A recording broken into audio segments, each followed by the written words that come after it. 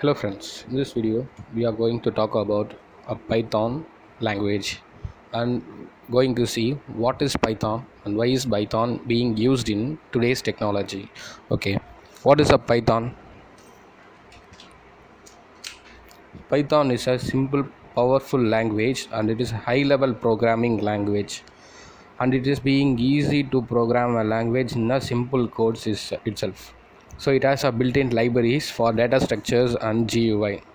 There is also a garbage collector features which helps a Python to handle a memory management effectively. And usage of code is made easy with indentations. So declaration of the variable does not require the specifications of the data. So it is called as a dynamically typed language. That means in some other languages like Java, we have to declare a variable name variable name with a value and with a data type also.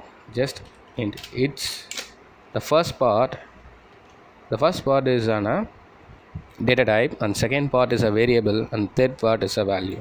But in Python we don't want to initialize a data type, so that is said to be a dynamically typed language which does not require a data type for a variables. So this is what is called a Python. So why Python is being used? This is the general purpose programming language used for developing both desktop applications and web based applications, and also used for complex scientific and numeric applications. And today's world, the Python is being used for a data science, deep learning, machine learning, and artificial intelligence, etc., and some other things for code minimalizations. But if you do that in a Java, it takes a more than levels of codes. So it is mainly used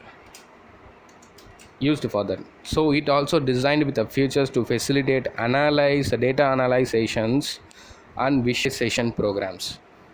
So this is all for today program. Next we see a basic syntax basic syntax for a Pythons in the next program. Thank you.